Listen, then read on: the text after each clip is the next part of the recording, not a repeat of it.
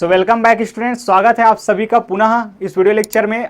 जैसा कि आप जानते हैं स्टूडेंट, डीसी मैथ्स पार्टन आपको प्रोवाइड कर रहे हैं आपके सीजी बोर्ड क्लास 8 के मैथ्स का सोल्यूशन, वो भी आपके अपने लैंग्वेज सिंपल लैंग्वेज हिंदी में। स्टूडेंट पिछले वीडियो लेक्चर्स में हमने बात किया थे आपके चैप्टर नंबर 2 के इंट्रोडक्शन पार्ट में कि लॉज ऑफ एक्सपोनेंट क्या है, और हमने वहाँ पे आपके क्वेश्चन दिए गए, एग्जाम्पल नंबर 1 है उसके क्वेश्चन को हमने किया था। आज हम देखने वाले हैं एक्सरसाइज नंबर 2.1 को।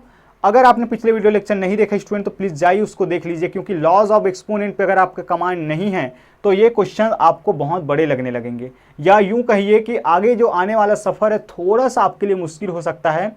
तो देख लीजिए, पूरा वीडियो लेक्चर में हमने पूरा डिटेल से बात की है। तो आइए स्टूडेंट, ये आपको सिंप्लीफाई करना है। यहाँ पे 4 क्वेश्चन आपको दिया गया है कि सिंप्लीफाई इसको करके बताना है, या यूं कहिए कि इसका हमें वैल्यू फाइंड करना है। आइए देखते हैं इसको करना कैसे है, और सबसे मेन है कि हम लिखेंगे कैसे, क्योंकि एग्जाम में लिखने का बहुत ही ज़्यादा इंपॉर्टेंस रहता है स्टूडेंट कि आप कैसे लिखते हैं। चलिए आगे बढ़ते हैं। तो ये इसको जैसे कि मैं लिख सकता हूँ -1 × 5 करके अगर मैं लिखूँ तो आपको क्या मिलेगा, -5 ही मिलेगा, कोई फ़र्क नहीं पड़ेगा। तो मैंने इस तरीके से लिख लिया और मैंने इस पर पावर लगा दिया 3। अगर मैं अभी कहूँ कि इसका वैल्यू कितना आएगा तो क्या आप बता पाएंगे? नहीं बता पाएंगे स्टूडेंट। बता भी पाएंगे तो आपको क्या फॉलो करना पड़ेगा, लॉज ऑफ एक्सपोनेंट फॉलो करना ही पड़ेगा, घातांक के नियमों को। इस तरीके से जब मैंने लिख लिया, अब हम जानते हैं कि जब कभी भी हमें a × b मिले और होल पावर में क्या मिले, कोई पावर लगा हुआ है, होल पावर लगा हुआ है, तो वो क्या होता है, a के लिए भी पावर होता है और b के लिए भी पावर होता है। इस तरीके से इसको मैं लिख सकता हूँ, ये -5 की पावर 3 है, वो जो चल रहा है चल ही रहेगा, चलता ही रहेगा। और यहाँ पे अगर देखूँ तो ये -1 की पावर 3 × 5 की पावर 3, 5 की पावर 3। और आपको अब ये पता है स्टूडेंट कि ये किस लॉ से हमने इसको लिखा है। इसके लिए हमने अप्लाई किया है आपका since a × b whole power m, तो ये होता है आपका a के लिए भी पावर और b के लिए भी पावर, ये आप लिख देंगे। नेक्स्ट स्टेप में अगर आप देखें तो -1 की पावर 3, और -1 की पावर 3 मीन्स 3 कैसा है, आपका ऑड नंबर है, विषम संख्या है। तो इस केस पे आपको मिलता है ये मिल जाएगा स्टूडेंट -1, और 5 का क्यूब होता है आपका क्या, 5 क्यूब होता है 125। नहीं पता तो 3 बार मल्टीप्लाई करके निकाल लीजिए, तो ये हो जाएगा यहाँ पे -125 आपका आंसर आ जाएगा स्टूडेंट। आइए जल्दी से हम इसको भी कर लेते हैं अब, क्योंकि कॉन्सेप्ट अगर समझ में आ गया है तो आगे की कहानी बहुत ही आसानी से हम सफ़र कर लेंगे। तो -4 की पावर अगर 5 है तो फिर से -1 × 4 अगर लिख दूं तो वापस मुझे क्या मिलेगा, -4 ही मिल जाएगा। होल पावर 5 तो लिख देते हैं ऐसे, तो -1 की पावर 5 × 4 की पावर 5, तो -1 की पावर 5 कैसा है आपका, ऑड नंबर है। तो फिर से आपको क्या मिलने वाला है स्टूडेंट, -1 ही, और 4 की पावर 5, तो 4 को 5 टाइम्स क्या कर दीजिए, मल्टीप्लाई कर दीजिए। ये अब आप जानते हैं क्या कि 4 × 4 होता है 16। निकालने का तरीका देखिए, आपको बड़ा नहीं बनाना है स्टूडेंट इसको, कि 4 × 4 कितना होता है 16। अब 16 का स्क्वायर आप पूरा चैप्टर पढ़ के आ रहे हैं, वो तो पता ही होगा। 16 का स्क्वायर होता है आपका 256, और इसको अगर आप 4 से मल्टीप्लाई करेंगे तो जो भी आंसर आएगा वही क्या होगा, आपका मेन आंसर होगा। तो इस पर आपका आंसर आएगा स्टूडेंट 1024, और चूंकि माइनस साइन बाहर लगा हुआ है तो आपको मिल जाएगा -1024, इसका आंसर मिल जाएगा। बड़ा ही आसानी से बन रहा है। चलिए इसी तरीके से यहाँ पे अगर मैं देखूँ तो -1 × 2 होल पावर कितना है 6। क्यों? क्योंकि -1 का अगर मैं 2 से मल्टीप्लाई करता हूँ, या 2 को अगर मैं -1 से मल्टीप्लाई करता हूँ तो वापस से क्या मिल जाएगा मुझे, -2 ही मिल जाएगा। होल पावर 6 है तो ये जो पावर है वो किसके लिए होगा, -1 के लिए भी होगा, और किसके लिए होगा स्टूडेंट, 2 के लिए भी होगा। 2 की पावर 6 मतलब कि 2 को 6 बार लिखिए और आपस में मल्टीप्लाई कर दीजिए, तो आपको मिल जाएगा यहाँ पे -1 की पावर 6, और -1 की पावर 6 तो हमने पढ़ लिखा है कि -1 की पावर 6 मतलब कि एक सम संख्या, इवन नंबर, तो आपको क्या मिलता है, 1 ही मिलता है। इस पूरे का वैल्यू क्या मिलेगा, 1 मिलेगा। तो यहाँ पे 2 ×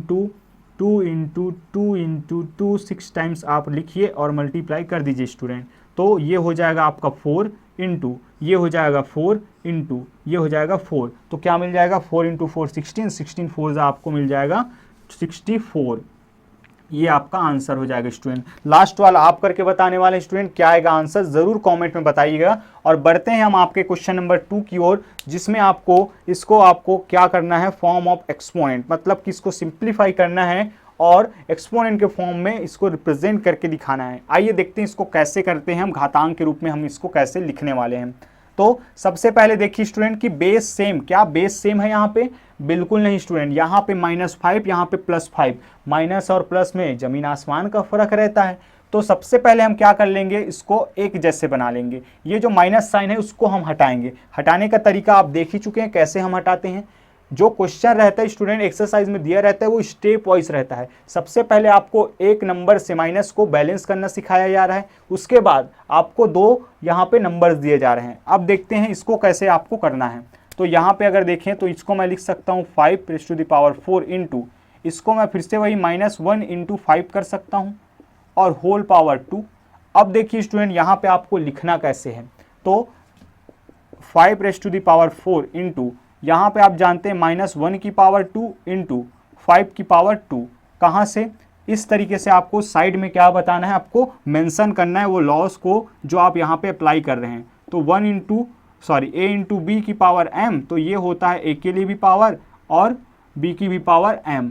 ये वाला जो लॉ है हमने अप्लाई किया है। कैसे, a की जगह पे कौन था -1 और b की जगह पे 5 और होल पावर कितना है 2 है, तो m के जगह पे कौन हो गया 2, तो ये a के लिए भी पावर और b के लिए भी पावर, ये बन गया स्टूडेंट। इस तरीके से आगे चलिए, आगे अगर हम देखें तो -1 की पावर 2, -1 के लिए पावर 2, तो हम जानते हैं सिंस -1 की पावर क्या है आपका इवन है या कह लीजिए हिंदी में सम है, तो इसका मान होता है 1, इसका मान होता है 1, मतलब इस पूरे के जगह पे क्या रख देंगे 1 रख देंगे। तो क्या मिल जाएगा आपको, ऐसे अगर मैं लिखूं तो 1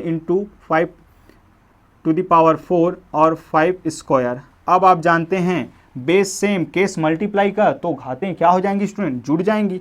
तो 5⁴ + 2 हो जाएगा 6। कौन सा रॉ हमने लगाया कि a⁴m इंटू a⁴n, तो यहाँ से क्या हो जाएगा a⁴m + n कि a की घात m है गुणा a की घात n है। बेस सेम a और a, तो घातें क्या हो गई, जुड़ गई। ये इस तरीके से ये हो जाएगा आपका आंसर स्टूडेंट, यही आपका फाइनल आंसर है। एक बार ज़रा मैच कर लेते हैं क्या इनका कहना है, ज़रूर यही आ रहा है स्टूडेंट, आपके बुक में भी यही आंसर दिया गया है।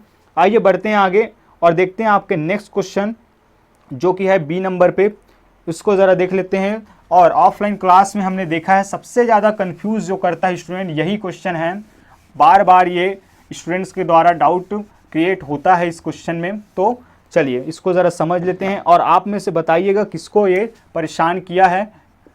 तो 15 × -15⁻25, क्या यही है, -15⁻25, बिल्कुल लास्ट टाइम जो किए स्टूडेंट उसी पर बेस ये क्वेश्चन है, उसी का पैटर्न है ये। चलिए तो क्या कर लेंगे हम, 15 एज इट इज रहेगा और यहाँ पे -1 × 15 होल पावर 15 ऐसे लिख सकता हूँ मैं। क्यों, क्योंकि इसको आप मल्टीप्लाई करोगे तो वापस से ही पहुँच जाओगे, तो कोई दिक्कत वाली बात नहीं है।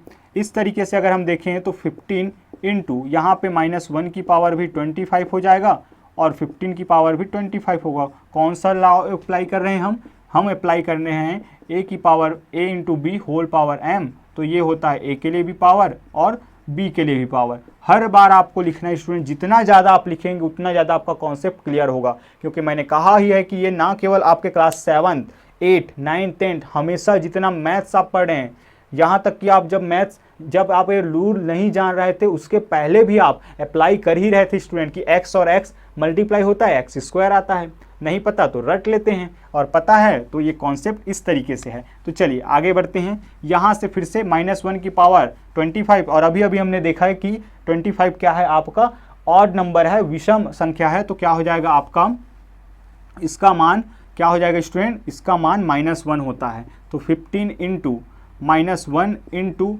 15⁻25। आगे बढ़ते हैं, -1 को जरा सामने लगा लेते हैं और 15। अब सबसे ज़्यादा कंफ्यूज यही करता है कि यहाँ पे देखिए स्टूडेंट 15 की पावर कुछ नहीं, मतलब क्या है 1 छिपा हुआ है। तो ये रहा 15, ये रहा 15, बेस सेम केस मल्टीप्लिकेशन का, तो पावर्स क्या हो जाते हैं, ऐड हो जाते हैं। तो ये हो जाएगा 15 रेज़ टू द पावर 26, 1 + 25 26, इस तरीके से 15 raise to the power 26 minus 15 raise to the power 26 आपका आंसर है। आप ज़रा यहाँ पे लिखेंगे कि -1 की पावर अगर आपका ऑड मिले, ऑड विषम हो, तो क्या आता है, इसका मान 1 आता है। क्यों? क्योंकि हमने यहाँ पे अप्लाई किया है। आइए बढ़ते हैं आगे और देखते हैं आपके last question, question number D को स्टूडेंट सी आप बनाने वाले हैं और कमेंट पे बताने वाले हैं कि सर हमने बना लिया है, होमवर्क में हमने कर लिया है। क्वेश्चन नंबर डी, यहाँ पे इसको ज़रा देख लेते हैं कि ये कैसे बनने वाला है। चलिए, इसके बाद हमें स्टेटमेंट वाला सवाल हमें करना है स्टूडेंट, और स्टेटमेंट वाला सवाल अपने आप में बहुत ही अच्छा सवाल है आपके लिए, काफ़ी अच्छा है। फर्स्ट वाला जो क्वेश्चन रहने वाला है वो आपके लिए काफ़ी इम्पॉर्टेंट मैं मानता हूँ, क्योंकि वहाँ से आपको कॉन्सेप्ट क्लियर होगा कि आखिर सवाल को हम सॉल्व कैसे करते हैं। तो चलिए, डी नंबर पे क्वेश्चन नंबर 2 का डी है ये, जहाँ पे आपको मिल रहा है -p raise to the power 14 divided by -p raise to the power 7। अब आप देख रहे हैं कि दोनों ही कैसे हैं, यहाँ पे भी माइनस है स्टूडेंट, यहाँ पे भी माइनस है। चाहे तो आप, मैंने कहा ही है कि आप बना सकते हैं नो डाउट, बट आपको लॉज ऑफ एक्सपोनेंट को फॉलो करते हुए अगर बनाना है तो इसको कैसे बनाएंगे आप पूरे तरीके से। अगर हम देखें तो -p to the power 14 divided by -p to the power 7, इसको हम क्या कर सकते हैं, इसको मैं लिख सकता हूँ -1 इंटू p होल पावर 14 और divided by -1 into p whole power 7, whole power 7। क्यों? क्योंकि आपस में अगर ये मल्टीप्लाई होंगे तो आपस से आपको क्या मिल जाएगा, -p ही मिल जाएगा। चलिए आगे बढ़ते हैं। अब आगे की कहानी आप जानते हैं क्या, -1 की पावर 14 हो जाएगा, -1 की पावर 14 और p की पावर भी 14 डिवाइडेड बाय -1 की पावर 7 इंटू p की पावर 7। अब -1 की पावर ऑड, -1 की पावर इवन। अब इसका वैल्यू आप जानते हैं क्या होता है, ये तो हो जाएगा 1 into p raise to the power 14 और ये हो जाएगा -1 into p raise to the power 7। आगे मैं इसको लिख सकता हूँ स्टूडेंट, ये और बात कि माइनस यहाँ पे डिनोमिनेटर में रहे, हर में रहे या अंश में रहे, न्यूमरेटर में, वो लगता हमेशा ऊपर ही है, मतलब कि ये पूरा टर्म क्या हो जाएगा, माइनस। तो मैं -1 को सामने लिख लेता हूँ और ये हो जाएगा p की घात 14 और p की घात बटे में 7 है। अब आप जानते हैं यहाँ पे कि बेस सेम केस डिवीज़न का, तो घातें क्या हो जाती हैं, जुड़ जाती हैं। सेकंड नंबर का लॉ जो हमने पिछले वीडियो लेक्चर में कवर किया है। तो यहाँ से अगर मैं लिखूँ तो ये हो जाएगा स्टूडेंट, घातें जुड़ जाएंगी तो p, तो -1 into p raise to the power 14 - 7 means -p raise to the power 7। ये हो जाएगा आपका आंसर, ये हो जाएगा आंसर स्टूडेंट। चलिए आगे बढ़ते हैं और आगे बढ़ते हुए हम देखते हैं आपके थर्ड नंबर के क्वेश्चन, जहाँ पे हमें वेरीफाई करना है जो स्टेटमेंट्स दिए गए हैं उनको स्टूडेंट। लेफ्ट हैंड साइड और राइट हैंड साइड अगर इक्वल आ जाता है तो हम कह लेंगे कि ये स्टेटमेंट ट्रू है, और अगर नहीं आता है तो हम कहेंगे कि स्टेटमेंट क्या है आपका, ट्रू नहीं फॉल्स है। तो चलिए स्टूडेंट बढ़ते हैं आगे। अब हम देखते हैं आपके एक्सरसाइज का लास्ट क्वेश्चन, जहाँ पे ये स्टेटमेंट दिए गए हैं, मैथमेटिकल स्टेटमेंट्स, गणितीय कथन दिए गए हैं, जिसको आपको क्या करना है, दोनों तरफ को सॉल्व करके आपको ये बताना है कि क्या ये ट्रू है या फिर ये फॉल्स है। तो चलिए, ये अगर आप देख पा रहे हो कि माइनस माइनस माइनस सभी के साथ माइनस लगे हुए हैं, तो अभी तक हमने क्या देखा स्टूडेंट कि सबसे पहले हम क्या करते हैं, इस माइनस को क्या बनाते हैं, पॉजिटिव बनाते हैं, नेगेटिव को पॉजिटिव। और बनाने का तरीका आपको पता है कि इसको मैं -1 के साथ मल्टीप्लाई करके लिख दूंगा तो क्या हो जाता है, इस तरीके से हम बैलेंस करते हैं। अब आपने सीख लिया है, मैं डायरेक्ट यहाँ पे अप्लाई करने वाले स्टूडेंट की, या फिर आप ये भी मान के चलिए कि -2 की पावर 4 है। तो जब कभी भी किसी भी संख्या का अगर पावर में क्या हो जाए, आपका इवन नंबर हो, सम संख्या हो, तो आप डायरेक्ट उस संख्या के साथ, उस नंबर के साथ क्या कर लीजिए, माइनस को हटा के लिख दीजिए कि 2 raise to the power 4 into, इसको भी 2 क्या है, इवन नंबर है, तो इसको भी मैं लिख सकता हूँ क्या, 2 रेज़ टू द पावर 2। इसी तरीके से अगर मैं देखूँ तो इस साइड पे भी मैं लिख सकता हूँ इसको 2 raise to the power 8 divided by 2 raise to the power 2। But आपने लिखा कैसे, आखिर लिखा कैसे, इसका जवाब तो देना पड़ेगा आगे वाले को। तो इसके लिए आप यहाँ पे ये लॉ को मेंशन करेंगे कि सिंस वी नो दैट -1 की पावर अगर इवन है तो ये हो जाता है आपका 1। हिंदी में अगर बात की जाए, -1 की पावर अगर सम, तो इसका मान होता है 1। डायरेक्ट आप इस लॉ को अगर यहाँ पे मेंशन करते हैं स्टूडेंट, तो ये यहाँ पे कोई शंका की, कोई डाउट की कोई गुंजाइश ही नहीं है। आइए अब हम जानते हैं कि बेस सेम तो पावर्स क्या होते हैं, ऐड होते हैं। तो 2 रेज़ टू दी पावर क्या हो जाएगा 4 + 2। यहाँ पे बेस सेम केस डिवीज़न का तो पावर्स क्या होते हैं, सब्ट्रैक्ट होते हैं, घटते हैं।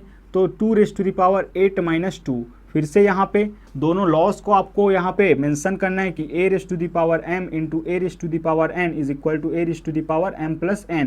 a की घात m गुणा a की घात n बराबर a की घात m प्लस n। इसी तरह a की घात m जो कि डिवाइड हो रहा है a की घात n से, तो घातें क्या हो जाएंगी, सब्ट्रैक्ट कर ली जाएंगी। ये दोनों आपने अप्लाई किया। अब देखिए स्टूडेंट क्या आया, 2 raise to the power 6 is equal to 2 raise to the power 6। 8 - 2 करेंगे 6। Both side are same, then statement is true. आप लिख सकते हैं कि since left hand side is equal to right hand side, चूंकि लेफ्ट हैंड साइड बराबर है right hand side के, देयरफॉर स्टेटमेंट इज ट्रू।